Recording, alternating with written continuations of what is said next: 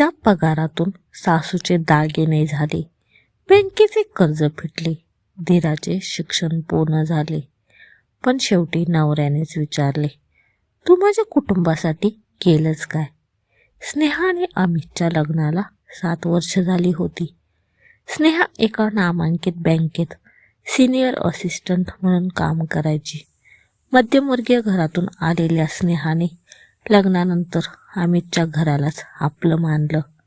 अमितचा पगार मर्यादित होता, त्यामुळे घराला आर्थिक हातभार लावण्यात स्नेहाने कधीच मागे पुढे पाहिले नाही. लग्नानंतरच्या या 7 वर्षात स्नेहाच्या पगाराने घरातील अनेक मोठी संकटे दूर झाली होती. सासऱ्यांच्या आजारपणामुळे बँकेचे झालेले कर्ज स्नेहाने दरमहा पगारातून मोठा हिस्सा देऊन फेडले होते. सासूबाईंना त्यांच्या वाढदिवसाला हौस म्हणून सोन्याच्या बांगड्या स्नेहाने स्वतःच्या बोनसच्या पैशातून करून दिल्या होत्या.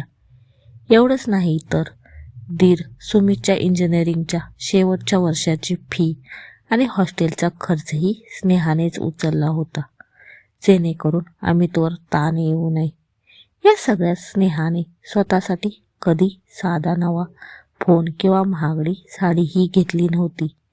तिचे जगणे फक्त ऑफिस, घर आणि कुटुंबाच्या गरजा याभोवतीच फिरत होते. एक दिवस रात्री जेवणाच्या टेबलावर चर्चा सुरू होती. सुमितला नुकतीच एका चांगल्या कंपनीत नोकरी लागली होती. स्नेहा सहज म्हणाली, अमित, सुमितची नोकरी लागली हे खूप चांगलं झालं. आता आपण आपल्या भविष्यासाठी आणि मुलाच्या शिक्षणासाठी थोडी बचत करायला हवी. गेल्या 7 वर्षात माझी काहीच वैयक्तिक बचत झालेली नाही. स्नेहाचे हे बोलणे ऐकून अमितचा चमचा ताटातच थांबला. त्याला वाटले की स्नेहा त्याच्या कुटुंबावर केलेल्या खर्चाचा हिशोब मागते आहे. तो चिडून म्हणाला, सुमितची नोकरी त्याच्या कष्टाने लागली आहे आणि तू सारखं काय पैशाचं बोलतेस? माझ्या घरच्यांवर खर्च केला म्हणजे काय उपकार केलेस का? लग्न झाल्यावर ते तुझं कर्तव्यच होतं. शेवटी तू माझ्या कुटुंबासाठी केलंच काय? स्नेहाला वाटले सासूबाई अमितला समजावतील की स्नेहाने किती केले, पण सासूबाईने हातातील बांगड्या सरकवत शांतपणे टोमणा मारला. अरे अमित, जाऊ दे रे. आजकालच्या नोकरी करणाऱ्या मुली 2 पैसे काय कमवतात, स्वतःचे पाय जमिनीवर ठेवणं कठीण होतं. घरातल्या प्रत्येक सुखात स्वतःचाच वाटा शोधतात या मुली. स्नेहाच्या काळजात ते शब्द थेट आरपार घुसले. तिने शांतपणे सासूबाईंकडे आणि अमितकडे पाहिले. तिच्या डोळ्यात फक्त एक सुन्नपणा होता. दुसऱ्या दिवशी सकाळी स्नेहा नेहमीप्रमाणे उठली. तिने घरातलं सगळं काम केलं, सगळ्यांचा डब्बा केला आणि ऑफिसला निघून गेली. तिच्या वागण्यात कोणताही बदल नव्हता. त्यामुळे अमितला वाटले की रात्रीचा वाद तिथेच संपला. पण संध्याकाळी अमित ऑफिसमधून घरी आला तेव्हा टेबलवर एक पाकिट ठेवलेलं होतं. अमितने ते उघडलं. त्यात बँकेचे पासबुक, सुमितच्या कॉलेजच्या फीच्या पावत्या, सासऱ्यांच्या लोन क्लोजरचे सर्टिफिकेट आणि सोबत एक पत्र होते. त्या पत्रात स्नेहाने लिहिले होते, अमित, काल रात्री तू विचारलंस की मी या कुटुंबासाठी काय केलं. मी ओरडून किंवा रडून माझं कौतुक सांगणार नाही. या पाकिटातल्या पावत्या आणि बँक स्टेटमेंट हे माझे पुरावे नाहीत, तर ते माझ्या 7 वर्षांच्या कष्टाचे आणि प्रेमाचे हिशोब आहेत, जे मी आजपर्यंत कधी मांडले नव्हते. पण काल मला समजलं की जेव्हा स्त्री घरात पैसे देते तेव्हा ते तिचं कर्तव्य मानलं जातं, पण पुरुष देतो तेव्हा तो घर चालवतो. सुमितचं शिक्षण झालं, बाबांचं कर्ज फिटलं, याचा मला सार्थ अभिमान आहे. पण इथून पुढे मी या घरात एकही पैसा देणार नाही. माझा संपूर्ण पगार आता फक्त आणि फक्त माझ्या आणि माझ्या मुलाच्या भविष्यासाठी वैयक्तिक खात्यात जमा होईल. घर खर्च आणि सासूबाईंची हौसमौस आता पूर्णपणे तुझ्या पगारातून होईल. बघूया कर्तव्य कसं पार पाडता ते. अमितने ते पत्र वाचले आणि त्याचे पाय लंगडे झाले. त्याला जाणीव झाली की स्नेहाच्या पैशामुळेच आजपर्यंत घर अगदी सुखात चालत होते. तिने कोणतंही नाटक केलं नव्हतं. घर सोडून माहेरी गेली नव्हती की घटस्फोटाची धमकी दिली नव्हती. तिने फक्त आपली आर्थिक ताकद मागे घेतली होती. रात्री अमित स्नेहाजवळ गेला आणि म्हणाला, स्नेहा, माझं चुकलं. स्नेहाने शांतपणे अमितकडे पाहिले आणि म्हणाली, अमित, राग माणसाचं तोंड उघडतो आणि डोळे बंद करतो. आजपर्यंत मी या घराला माझं कुटुंब मानून संसार करत होते, पण तुम्ही मला माझी जागा दाखवून दिली. आता इथून पुढे मी फक्त माझी नोकरी आणि माझं कर्तव्य करेन. हिशोब तुम्हीच सांभाळा. अमित निरुत्तर झाला होता. स्नेहाने घेतलेल्या एका शांत पण खंबीर निर्णयामुळे घरात कोणतीही फाटाफूट झाली नव्हती, पण घराचे अर्थकारण पूर्णपणे बदलले होते. ती रोज ऑफिसला जायची, घरी आल्यावर मुलाचा अभ्यास घ्यायची, पण आता ती अमितच्या कुटुंबाची फायनान्सर नव्हती, तर फक्त एक मर्यादित जबाबदारी पार पाडणारी सून होती. महिन्याची 1 तारीख आली. नेहमीप्रमाणे घराचे लाईट बिल, सोसायटी मेंटेनन्स, किराणा आणि दुधाचे पैसे मिळून जवळपास 25,000 रुपयांचे बिल टेबलवर आले. दरमहा स्नेहा गुपचूप नेट बँकिंगवरून हे पैसे भरून टाकायची, त्यामुळे अमितला या बिलांची कधी चिंताच नव्हती. अमितने स्नेहाकडे पाहिली तर ती शांतपणे मुलाचा गृहपाठ घेत होती. अमितने संकोचाने विचारले, स्नेहा, किराणा आणि बिलांचे पैसे? स्नेहाने नजरही वर न करता शांतपणे सांगितले, अमित, मी स्पष्ट केलं होतं. माझा पगार आता माझ्या आणि पियुषच्या भविष्यासाठी फिक्स डिपॉझिट आणि RD मध्ये जातोय.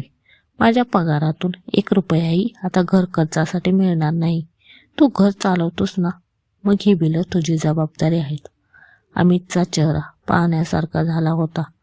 त्याने स्वतःच्या पगारातून कशीबशी ती बिलं भरली, तेव्हा त्याच्या खात्यातली अर्धी रक्कम संपली होती.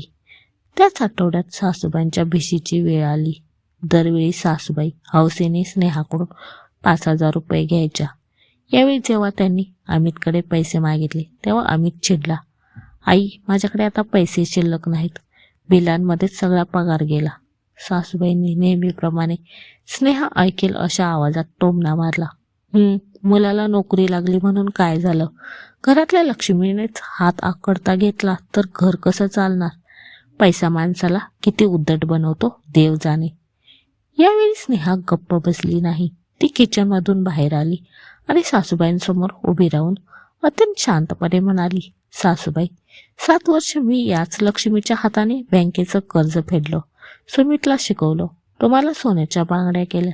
तेव्हा मी पैशाच्या घमेंडीत नव्हते.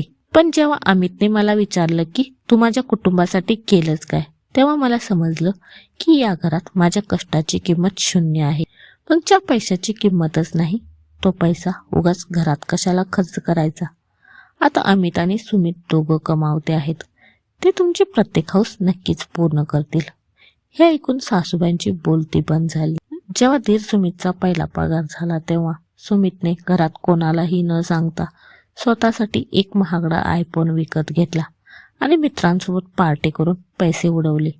उरलेले पैसे त्याने स्वतःच्या खात्यात सुरक्षित ठेवले. घरातल्या खर्चासाठी किंवा आईवडिलांसाठी त्याने 1 रुपयाही दिला नाही.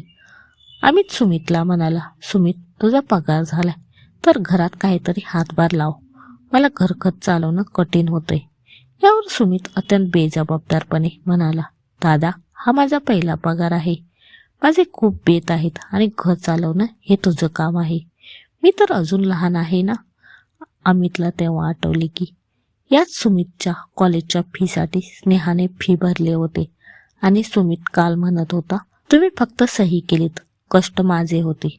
आज तोच सुमित कमावता झाल्यावर भावाला मदत करायला तयार नव्हता. अमितला स्वतःच्या शब्दांची लायकी आणि स्नेहाच्या त्या अथांग त्यागाची जाणीव झाली. ज्या कुटुंबाच्या अभिमानापोटी त्याने स्नेहाचा अपमान केला होता, ते कुटुंब किती स्वार्थी होते हे आता त्याच्या समोर उघड झाले होते. त्या रात्री अमित स्नेहाच्या खोलीत गेला. त्याचे डोळे भरून आले होते. तो स्नेहाच्या समोर बसला आणि म्हणाला, स्नेहा, मला माफ कर. मी खूप मोठा गुन्हा केला. तुझ्या पैशांमुळे माझं घर चालत नव्हतं, तर तुझ्या खंबीर पाठिंब्यामुळे माझा संसार टिकून होता. सुमित आणि आईच्या स्वार्थाने आज माझे डोळे उघडले. तू जे केलंस ते अगदी योग्य केलंस. स्नेहाने अमितकडे पाहिली. तिच्या चेहऱ्यावर कोणताही अहंकार नव्हता, फक्त एक परिपक्व शांतता होती.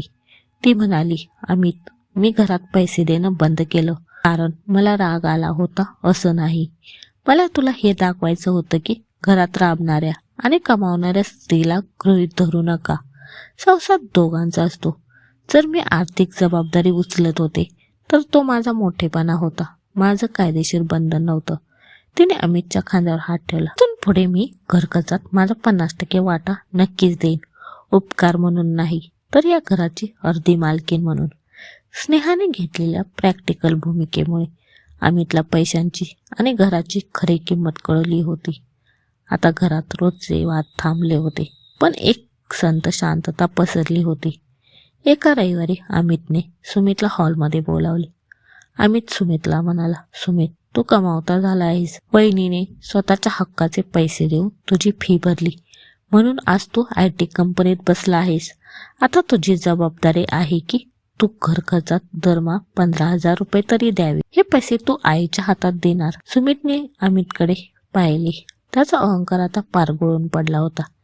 गेल्या 1 महिन्यात जेव्हा दादाला पैशांसाठी धावपळ करावी लागली, तेव्हा सुमितला समजले होते की स्नेहा वहिनी आजवर या घराचा किती मोठा आधार होती. सुमित स्नेहाच्या खोलीत गेला. त्याने मान खाली घालून अत्यंत प्रामाणिकपणे सांगितले, वहिनी, त्या दिवशी मी खूप चुकीचं बोललो.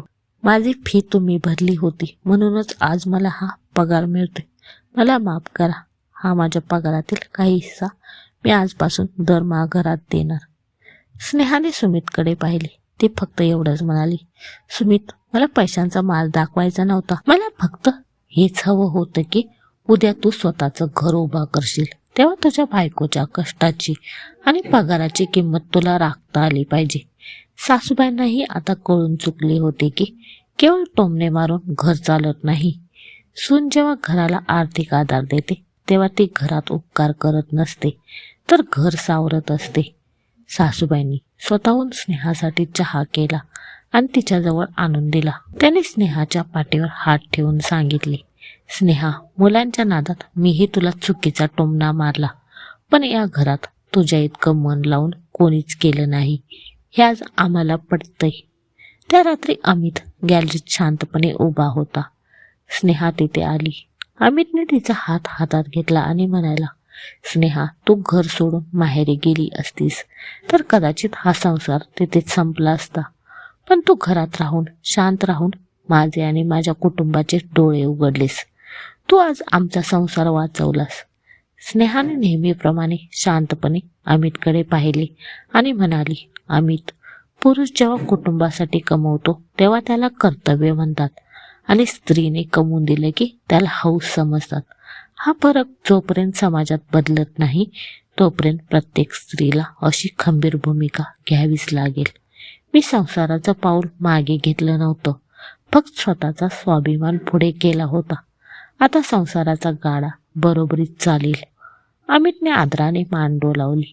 स्नेहाने अत्यंत प्रॅक्टिकल आणि वास्तववादी मार्गाने आपल्या कुटुंबाला योग्य ती अद्दल घडवून नात्यात आदर मिळवला होता.